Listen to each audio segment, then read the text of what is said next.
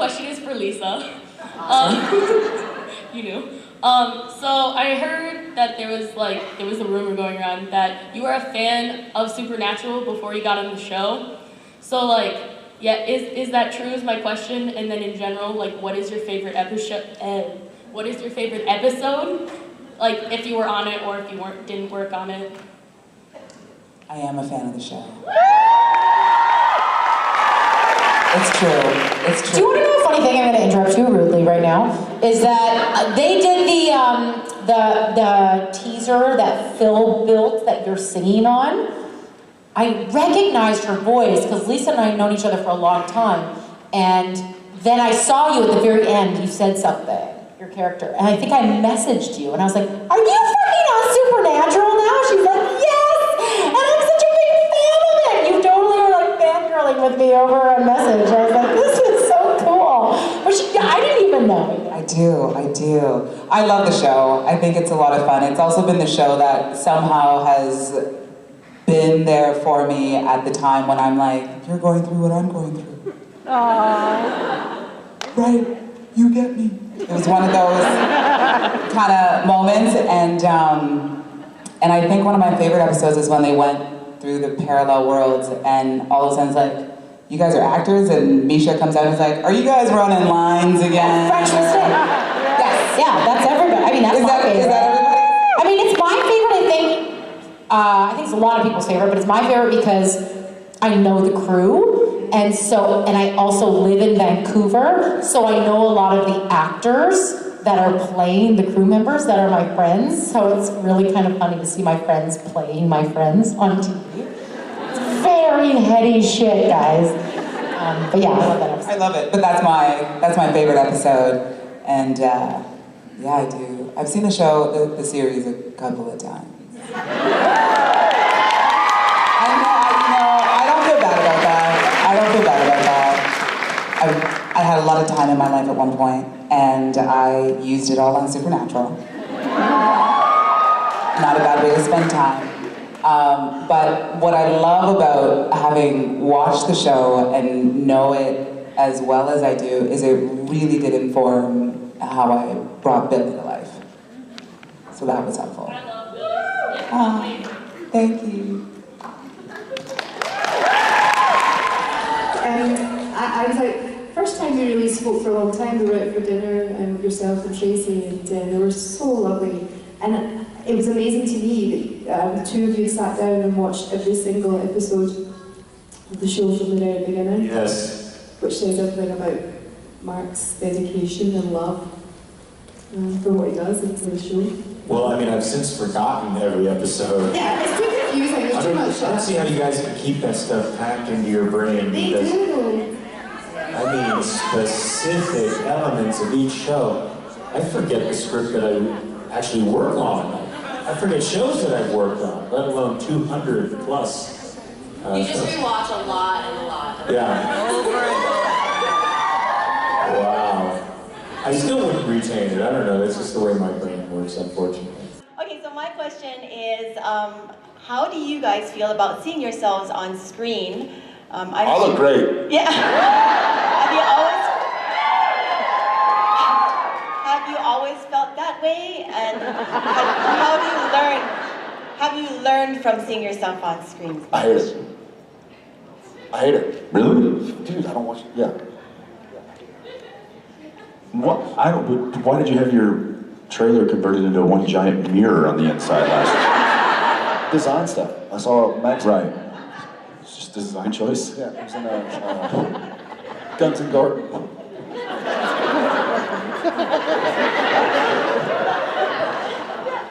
don't judge. It's my style. It's millennial.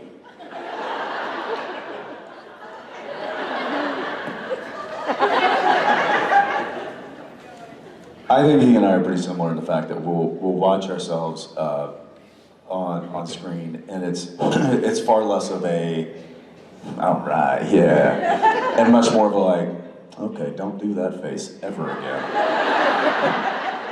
or okay, that line worked, okay, that was good, wow, missed that one.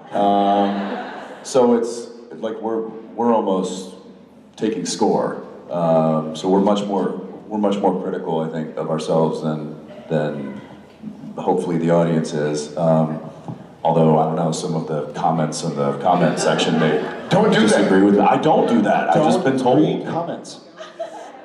Never read the comments. But it's an objective thing. You know, I watch it to be like, okay, what's working and what's not working, and then try to capitalize on the things that worked the next time I have a scene that's similar.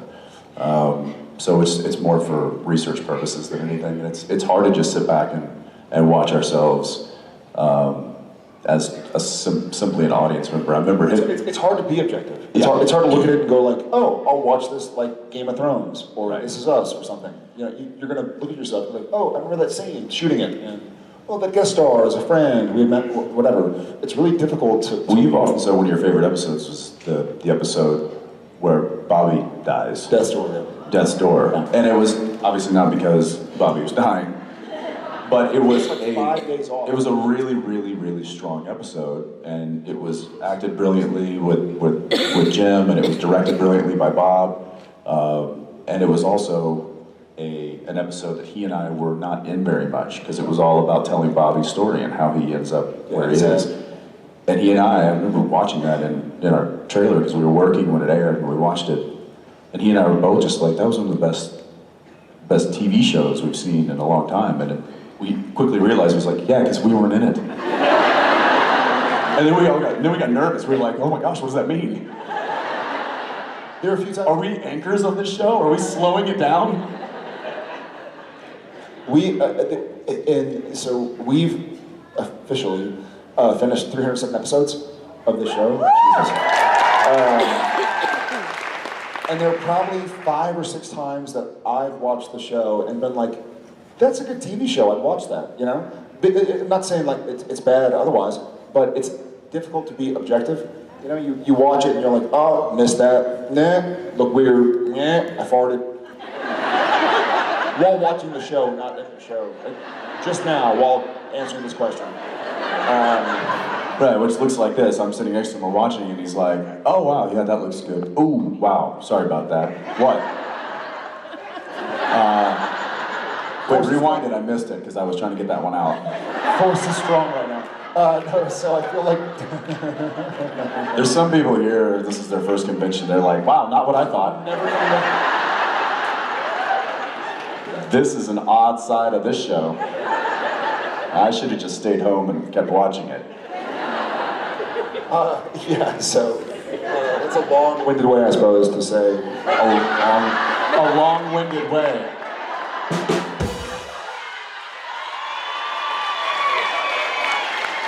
That was kind of mine, I'll take that. Thank you. Thank you, Stephen Norton. Round of applause for Stephen Norton, please. It was a reluctant one.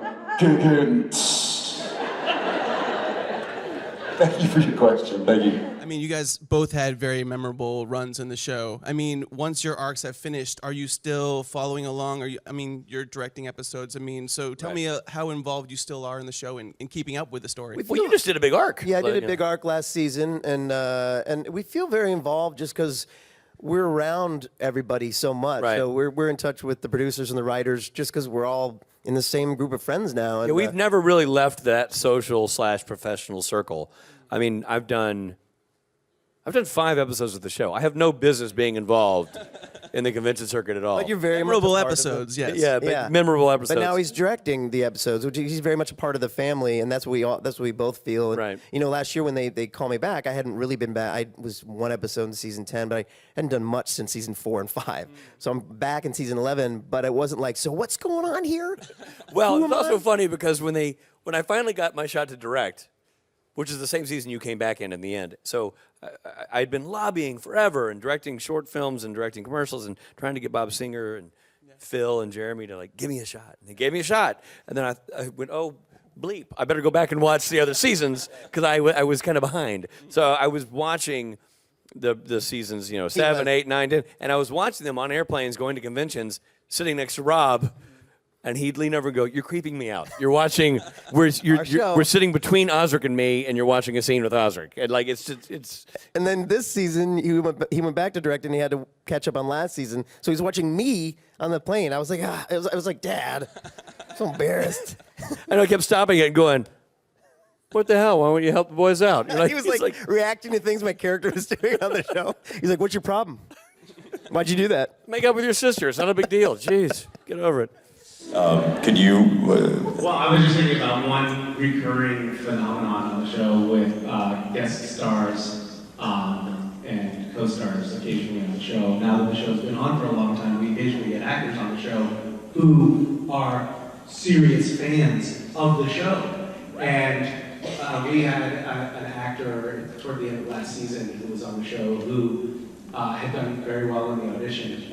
And then when me and Jared came on set, she just lost her cool. He was like shaking and just like so excited, and it was such an amazing mashup of like actor, professional actor, and super fan on set. And she was like, oh my god. And Phil Segretia was directing, and he was like, hey guys, here. So she was not nervous in the audition. She is really nervous as soon as you guys walked on set. And she tried to be nice to her. And of course, we just made it worse. But yeah, that's been an interesting, occasionally, right? We occasionally see that when people come on and they're like, oh God, I've been watching the show since I was, 10. Or I was on the show when I was 10. Yeah, that's another thing, right? And now I'm 24 years old, and it's like, what? Like the girl that played Dean's daughter in Slice Girls was the little girl in the Benders. And I remember she walks on, she's like a fully grown woman, and she's like, hi, and I'm like, hey, how are you? She's like, it's good to see you again. I'm like, oh. She's like, yeah, I played Missy Bender. And I had to like look it up on my phone, and there she was, this little girl had grown up and was back on the show again. She's probably been back on another time. I don't know, it's too many. But yeah, we get a lot of really talented people, and it's like Misha said, the show's been on so long that we get some interesting ones that either are fans or ones that are return. That so I never say, hey, nice to meet you, because they've probably been on the show before. I just don't recognize them because they're 12 to 15 years ago. And they probably don't recognize us. And they probably don't recognize us either, so. They were young. Right. Full of promise. Mm-hmm. Yeah, thanks. Thank you. Hi. Hi. So, one, big fan. Thank you. And two, this is a question to all of you. Love it. So, what is your, basically like, what is it? Yeah. The most memorable part in your entire careers? Mine would have to be Supernatural, just because of just the serendipitousness of it all. I did an audition for Billy, which is bizarro world. I initially went in, first let me give you the prequel.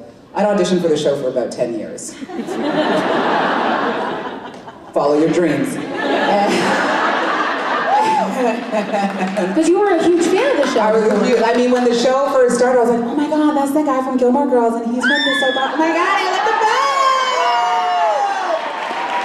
Yeah, I'll watch. And so I started watching, and I just remember sitting there being like, man, I feel like I could be on this show. I mean, we look like we'd have fun. We could get along.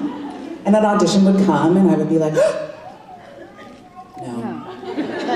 But then I'd see who'd get it, and I'd be like, oh, they're so perfect and they're amazing. That makes a lot of sense. And that happened for about 10 years. And then one year I found myself living in Vancouver, and I got to go into the room and audition for Jensen and Phil Segretia, one of the executive producers, which I did not know that they were gonna be there. I thought it was just gonna be a casting director, and I was just gonna put myself on tape.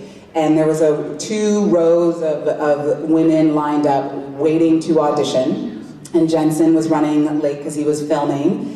And the minute he walked into the room, everybody was like, it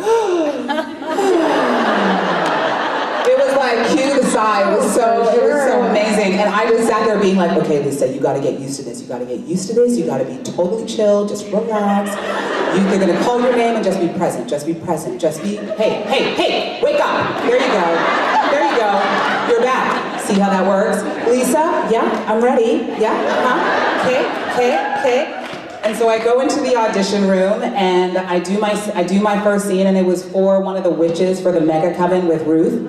And I was like, ooh, this is gonna be good. I like it, yeah. And I went in and I was all strong and I was like, don't fuck with me, yo.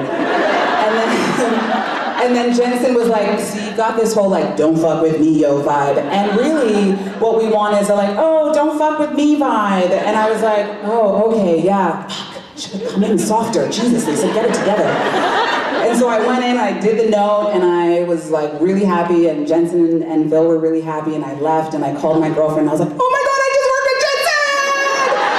And I swear to God, we celebrated like I got the part. Like we really, to me that was enough. I was like, I was in the room with him, I did my scene, he gave me a note, which is technically working with someone. And as I technically worked with him, I say we go have pizza and cake, okay? Okay? It was so real. And at my friend's job where she was working, there was like a big cardboard cutouts of Jensen and Jared. So it was so real. The fangirling was so real. And then I got a call saying you didn't get the part, and I was like, I'm used to this, it's okay. And they're like, but there's this other character that they were thinking you actually might be quite good for. And they haven't released the breakdown, but they liked what you were able to bring and thought you would fit really well with it.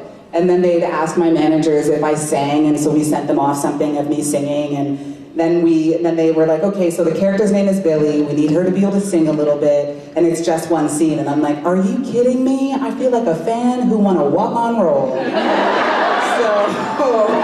So I was just totally down for it, whatever it is that they wanted. And because of that, and like not many roles kind of unfold like that. Usually there's an audition process and there's a waiting game, but this was, we've actually already been writing something and we were waiting for the person to come in who was it. And even though I was doing a different audition, they were like, well, that character we know we're gonna kill by the end of the episode, and we don't want to kill you right away.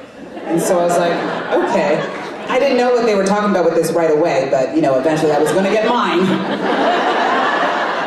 I was gonna get mine no matter what. But yeah, so I would say Supernatural because I don't have a story like that for anything else that I have ever. I've never heard that story. It's a good story.